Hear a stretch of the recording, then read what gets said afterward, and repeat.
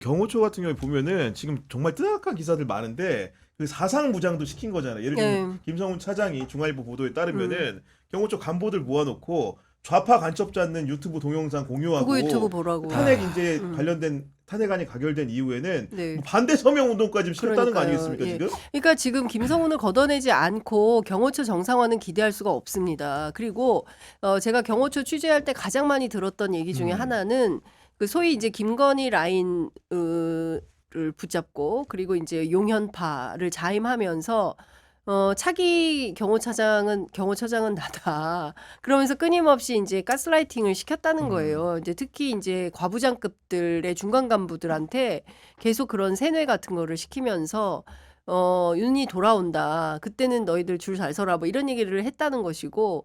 근데 그게 지금 유지 온전되고 있는 거 아니겠습니까? 근데 그런 측면에서 보면 조직이 정화되기가 굉장히 어려운 것이고 그러니까 원래 좀 이상했던 행태를 했던 분들이 완장을 차면 더 이상해지잖아요. 그렇죠 이제 근데 그런 완전히 대표적인 굴절돼 버리죠. 그렇죠. 네. 근데 그런 대표 케이스로 이제 이광호 본부장, 이제 김성훈 차장 두 사람을 이제 지목을 하는 겁니다. 근데 저는 이 상황이 계속되면 경호처는 저는 거의 뭐 와해 분위기로 갈 수밖에 없을 것 같다라는 생각이 좀 듭니다. 그러니까 윤석열에게 맹종하지 않으면 나머지는 다 그 완전히 그 고립도는 그러니까요. 네. 그렇게 시킬 거 아니겠어요? 그러니까 그런 거 보면 정상적인 회사 생활하기가 굉장히 어려운 거죠. 아니 그리고 이제 경호처기 마지막으로 하나만 더 네네네. 하면은 그 관저에 이제 보면은 그 근무했던 네. 55 그 네. 경비사 예, 경비단? 경비단. 같은 경우에 보면 장병들 같은 경우에 장기자랑이 동원됐다는데 네. 우리 다 군대 갔다 와봤지만은 이게 사실은 너무 얼척없지 않습니까? 아니 이거 진짜 저 어제 그 단독 보도 영상을 보고 사실 너무 놀랐어요. 그 안무 준비까지 다 시키고 했다라는 그러니까 네, 거잖아요. 근무 열애시키고 뭐 이렇게 했다는 얘기도 있죠. 아니 그거 하라고 군대 보낸 게 아니잖아요. 그러니까 근데 김건희 여사한테는 왜 거수경례를 해요? 그것도 엉뚱한 거죠. 네, 진짜 그러니까 뭐, 예. 대통령 아니 우리가 이제 음. 그 아들들 군대 보낼 때 국가 나라 지키라고 보냈지 윤석열 내외 지키라고 보낸 건 아니잖아요. 그러니까요. 네. 근데 거기다가 시킨 게 무슨 헌정곡 저는 그 노래 가사도 세상에 어떻게 그런 개사를 해가지고 노래를 우리 부르게 하늘이 내려주신 대통령. 네. 입에 착 달라붙죠. 네. 아니 근데 진짜 기가 막힌데 그런 걸 아무렇지도 않게 부르게 했다는 것 자체가 얼마나 자괴감 모멸감이 들었겠습니까? 네. 다 생각하고 판단할 수 있는 젊은 청년들이 군대에 가서 내가 고작 한다는 게 이따위 노래나 부르고 앉아 있어야 되나? 라는 게 얼마나 끔찍했겠습니까? 저는 그걸 생각하면 진짜 엄마들이 그럴 것 같아. 당장 데리고 오자 집으로. 아니 진짜 아까 말한 거 대통령 부부 앞에서 충성을 다하겠습니다. 경례했다는 거 아닙니까 지금? 그러니까 우리 이게 장병들이. 저는 그 노래가 처음에 이제 단독 보도가 되고 나서 어제 이제 영상이 공개가 된 건데 그 노래는 좀 다른 노래들입니다. 어제 공개된 영상에서는. 그리고 이제 군도 동원된 걸로 이제 우리가 확인을 한 거고요.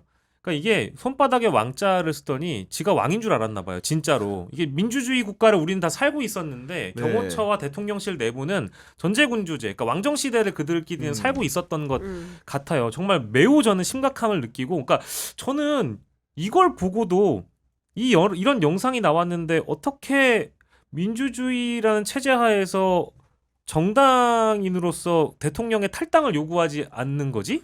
제명 얘기도 왜 안 꺼내는 거지? 아무것도 안 나온 거잖아요 지금. 맞아요. 국민의힘에서. 네. 이게 가장 심각한 문제인 것 같고, 그리고 한 손에는 태극기 한 손에는 성조기를 드는 그 분들도 공산주의 싫다고 나오는 거 아니에요? 이재명 구속하자라고 외치면서 동시에 뭐 좌파들은 다 북한으로 가라 이런 식의 메시지와 구호들을 날리던데 네. 우리가 그간 보았던 경호처를 동원한 윤석열과 김건희에게 충성을 맹세한 이 경호처의 분위기가 이거는 공산주의 아닌가요? 이게 바로 김정은 맞아요. 나라에서 하는 네, 거잖아요. 네. 그럼 이게 약간 자아분열적 양상 아닌가요? 나 이걸 보고 나서 어떻게 이런 사람을 두고 자유민주주의 수호를 한다라는 외침을 할 수 있는 건지 전 이해하기가 어렵고, 그분들은 그렇다 치더라도 현실 정치를 하고 있는 국민의힘 의원들은 정신을 좀 차리셔야 될 것 같아요. 이렇게 해가지고 대선을 어떻게 치른다는 얘기인지 전 도무지 이해가 안 갑니다. 그러니까 김 주고 치는데잖아요. 예? 아니 근데 김문수로요? 제가 어제 이제 국민의힘 내부를 좀 그나마 정상적이라고 판단되는 네. 국회의원들 전화를 좀 돌려봤어요. 근데 주로 어떤 얘기를 하냐면 첫 번째 우리 많이 좀 혼내주세요. 예, 국민의힘 좀 오히려? 네. 언론이 국민의힘 많이 야단쳐야 됩니다. 지금 정상 아니에요. 의총 해보면 극우 유튜버들보다 더 센 얘기예요. 그러니까 옮기기가 어려운 정도의 수준이에요. 그리고 뭐 무슨 말도 안 되는 뿌락지 이런 거 얘기하고 있으니 그러니까 내부에 이제 밀고자 예, 있다고. 뭐 네. 그런 기가 막힌 수준입니다. 그래서 언론이 국민의힘 많이 야단쳐야 된다. 오히려 저한테 당부를 하더라고요. 우리 좀 많이 혼내주세요. 각종 방송에 출연하셔서 국민의힘 비판 많이 하셔야 됩니다. 이런 얘기를 하고 있고요. 제가 그러면 의원님 탈당하셔야겠네요. 그랬더니 극우가 이제 대세가 되면 탈당을 할 텐데 우리 당 그렇게 안 갈걸요? 라고 얘기를 해요. 그래서 그게 무슨 얘기입니까? 지금은 윤이 필요하니까. 그리고 비대위 끝나면은 당내 경선 해야 되잖아요. 당대표 경선 할 때는 정광훈 표가 필요하다는 거예요. 그러니까 정광훈 표를 먹기 위해서 저렇게 하는 것이고 그게 끝나면 윤 버립니다. 그리고 적극적으로 대선판이 되면 그때부터는 윤과 차별화할 거고 언제 그랬냐는 듯이 화장 확실히 바꾸고 안면몰수한다. 예, 네. 안면몰수하고 완벽하게 이름 바꾸고 정당 이름 바꾸고 다 바꿔서 중도가 포섭될 수 있는 그런 정당으로 표변할 거다. 국민의힘 아시잖아요. 이렇게 얘기를 해요. 그러니까 이게 국민의힘 의원들이 하는 얘기입니다. 네. 그러니까 저는 이런 거예요. 그 당 안에서 진짜 답답하고 힘들겠지만 자기네들은 그 이유를 알기 때문에. 근데 종착역을 저는 알기 때문에. 그렇죠. 근데 그 자체도 저는 좀 비겁하고 비굴한 선택이라고 생각을 하는데 뭐 민주당에서 정치하기 어려우니까 그런 거 아닌가 싶습니다. 그 2016년에 박근혜 탄핵 정국 이후에 이제 그 분파됐던 이른바 개혁 보수들 바른정당의 사례를 들어서 저한테 비슷한 얘기를 해주시는 분들도 계시더라고요. 한번 해봤는데 이 개혁 보수라는 게 막상 나가서 활동해보고 상식적으로 합리적으로 접근을 해봐도 세력이 안 붙는다는 거예요. 좀 더 극단적으로 가고 좀 더 뭐랄까 눈뭉치를 굴릴 수 있는 쪽은 지금 바로 이 전통 보수들과 정통 보수들 내지는 극우화된 보수들까지 네. 지금 떠안고 가야 이게 세력이 결집이 된다라는 거예요. 그럼 나중에 개혁 보수 타이틀 걸고 선거 어떻게 치르냐? 저번에 해보니까 너무 힘들던데 도저히 안 되겠다라는 거죠. 그런 현실적인 측면도 함께 고민을 하는 것 같다라는 거고 아까 저희가 그 검찰 얘기는 반드시 해야 되는데 저는 지금 아까 장 기자님이 말씀하신 분들 중에 지금 정부 측 그러니까 대통령실 저 한패라고 보고요. 최상목 그리고 내각에서도 여전히 한패가 내란 세력이 남아있다라고 보고요. 국민의힘 저는 사실상 내란 정당이라고 보거든요. 근데 검찰도요. 지금 김성훈 경호처 차장 이거 영장을 기각시킨 거를 보면 저는 검찰이 받고 있는 의혹이 너무 여러 가지가 있잖아요. 그러니까 여인영이 계엄군에게 이제 검찰이 도와줄 거라고 증언한 게 하나가 있고 그리고 12월 4일에 안가 모임한 자리에 박성재 법무부 장관 갔었고 그때 또 민정수석도 갔었죠. 민정수석도 갔다는 얘기가 갔었고 있죠. 네. 법제소장도 갔었고 이런 의혹들은 하나도 안 밝혀졌단 말이에요. 근데 이걸 이제 검찰 스스로가 김성훈을 내보낸 이유가 이제 흔히 얘기하는 우리가 뭐 비화폰 얘기 많이 하던데 자신들의 치부가 만약에 수사 과정에서 드러나게 되면 자신 조직 전체가 무너지다 보니까 그리고 안가 압수수색도 마찬가지인 그렇죠. 현장상에서 그것 때문에 김성훈을 풀어준 거라면 검찰은 완벽한 한 몸이다. 음. 내란과 한 몸이라고 봐서 믿을 곳이 없어요. 어디를 그러니까요. 믿어야 될지 모르겠어요. 그러니까 지금 사실은 정말 어떤 측면에서 보면 이게 워딩이 뭐 적확한 것 같지는 않지만 혁명적 상황인 거예요. 지금 굉장히 그러니까 우리가 뭐 그러니까 총기 유혈 사태가 안 나고 그러니까 이렇게 정리가 맞지만, 네. 되고 있는 것처럼 보이지만 심각한 내전적 상황이다라고 봐야 되고요. 그러면 여기에서 내란 세력을 제압하지 않은 가운데 국가 정상화를 할 수 있으면 요새는 제가 보수가 된 것 같아요.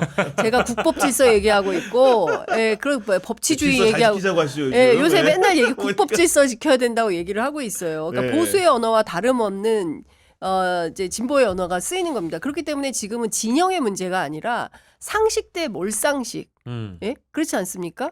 법치 대 반법치, 헌법 대 반헌법 이 구도인 거예요. 그런데 이 구도를 벗어나서 끊임없이 정쟁 구도로 만들면서 진영 논리로 가져가려고 하는 게 바로 내란 세력입니다. 그러니까 저는 여기에 국민들이 속아 넘어가서는 안 된다라는 생각을 하는 것이고요. 언론도 마찬가지. 저는 조금이라도 책임의식을 가지고 글을 써야 된다고 생각을 해요. 이 국면에서 가치 판단 분명하게 해주고 팩트체크 분명하게 해서 참 거짓을 분별해서 알려줘야 된다고 네. 생각합니다. 그렇지 않고 교묘한 물타기, 기계적 균형 이런 말들로 왔기 때문에 지금 우리는 이런 세상에서 살고 있는 것이다. 우리 스스로 어쩌면 초래한 것일 수도 네. 있다. 저는 그런 반성적 성찰이 필요하다고 알겠습니다. 생각합니다. 예. 또 2030이 오늘 주제이기도 옷 색깔이요? 했는데 예, 제가 일부러 이 옷을 오늘 아침에 고르기도 했어. 이 당 얘기는 안 할 수가 없을 것 같아서 예. 아니나 다를까 개혁신당 창당 1주년이 됐는데 네. 허은하 대표 직무정지가 됐습니다. 네, 맞아요. 네. 1주년은 아마 사실 어제였고요. 이제 네. 오늘이 이제 1주년 더하기 하루가 된 날이었을 텐데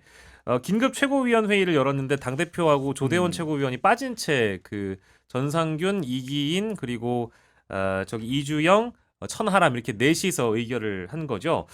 사무총장도 물론 이제 같이 있었습니다. 네. 근데 김철근 사무총장 부른 거죠. 네. 이게 사실은 뭐라고 얘기를 할지 모르겠어요. 일단 공식적으로 지금 당 대표는 허은하 대표죠. 네. 그리고 허은하 대표가 해임한 전 사무총장이 있는 거고 전 정책위의장이 있었던 거예요. 네. 근데 이쪽은 다 이준석계라고 보는 게 맞습니다. 근데 이 두 분이 갑자기 긴급 최고위원회의에 들어와서 원래도 지금 공식적으로 열렸던 공개 최고위원회에 늘 참석을 해왔어요. 억지로. 네. 근데 그러다 보니까 물리적으로 갈등도 많았거든요.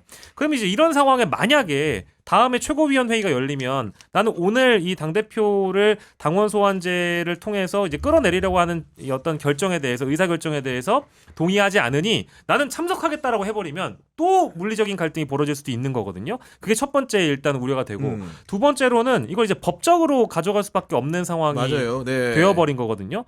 그러면 누구에게 더 승산이 있냐 이제 이걸 또 따져봐야 될 텐데 사실 이거는 이준석 의원이 더 잘 알고 있을지도 모르겠어요. 왜냐하면 국민의힘 때 본인이 피해자 위치에 서 있었기 때문에 제가 이제 두 분야를 놓고 취재를 좀 해보니까 정당에 오래 계신 정당인 출신 정치인들은 네. 일단 이건 개혁신당의 본류가 이준석이고 힘과 이 밀어붙이는 속도는 이준석계가 다 차지하고 있으니 이준석이 이긴다라는 결론을 많이 내시고 게임의 결과는 게임의 네. 결과는 다만 법조인 출신 정치인들은 얘기가 조금 다른 것 같아요. 근데 그분들은 과거에 국민의힘 때 유사한 상황이 있었던 걸 보면 법적으로는 다 승소를 했었거든요. 그렇다 보니까 이 상황이 길게 이어지면 정치적으로 이준석에게 좋을 것도 없고 개혁신당에 좋을 것도 없을 뿐만 아니라 법적으로도 질 가능성이 높다라고 얘기를 하더군요. 근데 결론 잘 모르겠어요.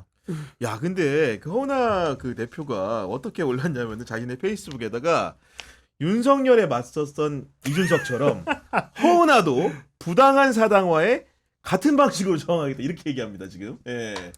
사실 저는 그 이 당에 출범할 때부터 일종의 이제 이준석 당이라는 거는 너무나 자명한 맞습니다. 네. 이준석 패밀리 같은 그런 거였잖아요. 그런데 어쨌든 당 대표는 뭐 허은하로 한다라는 뭐 결정을 내린 건데 결과적으로 근데 저는 이런 겁니다. 그러니까 정당을 한다는 것은 최소한의 민주적인 절차와 질서가 있어야 되는데 당원 소환제라는 제도를 통하긴 했지만 이 당이 누구 건 줄 알아? 이거를 증명하고자 한 거잖아요. 그 절차를 이용해서. 그렇죠. 예. 그러니까 사실상 이거는 이제 내가 주인이야라고 이게 다툼을 하는 거지 않습니까? 이제 이런 걸 보면 뭐 그간에 이제 허은하 대표에 대한 여러 가지 평가는 변론으로 한다 하더라도 이렇게 하는 건 건강하지 못한 거죠. 그리고 민주정당답지도 않은 거예요. 그리고 저는 어쨌든 지금 뭐 정가에 도는 그 주요한 얘기는 이준석 대표를 포함해서 범보수 연합을 해서 대선 치르겠다는 거잖아요. 그렇죠. 예. 네, 그리고 무슨 뭐야 통합파? 통합파 대 자강파? 자강파 뭐 이렇게 이제 나눠서 이제 싸우고 있다는 건데 전 사실은 내란 사태가 워낙 엄중해서 별로 취재도 안 했어요. 그렇죠. 예. 별로 취재도 안 했고 이 작은 당이 뭐 결국엔 이준석 당이 될 것 같고 허은하 대표는 쫓겨나겠죠. 그리고 뭐 또 다른 뭐 제3의 어떤 선택을 할 수 있을지는 모르겠지만 저는 이러저러한 정치 노선에 큰 관심은 별로 없습니다. 예, 그런데 네. 보기는 좋지 않다. 그리고 이제 이준석이라는 젊은 정치인의 에 대해서 그러니까 뭡니까 당시에 국민의힘에서 쫓겨나고 뭐 이런 과정에서 굉장히 주목을 많이 받았었는데 결국 그가 보여주는 정치라는 게 이런 패싸움이구나. 저는 그래서 참 씁쓸합니다. 아니, 그러니까 선배는 대한민국의 이제, 어떤 젊은 보수의 어떤 젊은 정치인의 새로운 어떤 맹화 같은 거를 볼 수 있는 기대가 있었는데 뭐 텄네 이런 생각이 우리 들어요. 장 선배는 굵직한 거 위주로 하다 보니까 이제 그런데 저 같은 경우에는 네. 잠자기 전에 이들이 하는 최고위원회를 꼭 봅니다. 그러니까 1.5배속으로 굉장히 보시면 재밌거든요. 네, 지금 보면은 사실은 네. 오늘 막 것보다는 몸싸움하고 이런 오늘 것보다 어저께 훨씬 더 복도에서 사실은 있었던 일들 같은 다이나믹했습니다. 것들. 네. 그러니까 장외전이 있었고 장내전이 있었고 그렇죠, 네. 그리고 제3차 장외전이 또 있었습니다. 거기에는 물리적인 갈등도 들어가지만 사실상 그 음악으로 따지면 비트를 넣었으면 엄청난 랩이 됐을 텐데 증거인멸부터 시작해서 온갖 고성들이 다 시당위원장들끼리 개파 싸움을 하고 있는 그런 그림이었는데요. 네. 저는 제가 이제 그 우리 구교원 기자님이 입으신 옷 색깔을 지지하시는 분들에게 제가 요즘도 욕을 막 많이 먹고 있습니다만은 그냥 있는 그대로만 얘기를 하자면 이거 왜 이렇게 조급하게 구느냐? 왜 이렇게까지 조급하지? 그러니까 가령 지금 윤석열이 파면이 아직 되기 전이잖아요.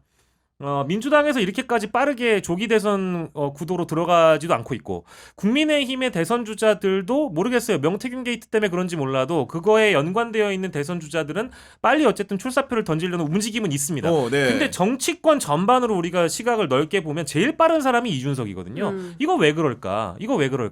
저는요. 빨리 통합해서 자기가 저기 통합 보수에 그것도 후보가 돼야 돼서 그런가 있지만 어쨌든 이렇게 먼저 어쨌든 이게 선언을 해버리고 대선에 나가겠다고 선언을 해버리는 순간 검찰의 명태균 게이트 관련된 수사는 사실 어려워질 가능성이 높다라는 거를 본인 스스로 좀 알고 있을 것 같아요. 왜냐하면 영리하게 움직였다. 결국 네. 조기 대선 국면에서 가장 대선 출마 선언을 먼저 한 사람에 대해 검찰이 수사를 제대로 착수할 수 있느냐의 문제가 있잖아요. 우리가 사법이 정치를 건드리는 순간 이 정치인에게 정치적 기회를 보장해줘야 된다는 시각들이 워낙에 많이 있기 때문에 그걸 노리고 가장 먼저 던졌고 가장 열심히 지금 이 활동을 전개하고 있다고 저는 보거든요. 근데 이렇게 얘기하면 또 욕먹겠지만 두 번째는 그렇기 때문에 아까 이제 장 기자님이 말씀하신 이 통합적 측면에서 범여권의 단일 후보가 되기 위한 움직임을 벌써부터 미리 깔아놓은 게 아닌가 싶어요. 제가 보기에는. 그리고 제가 좀 하나 아쉬웠던 거는 정치라는 결국 갈등의 조정 기능 역할을 하는 건데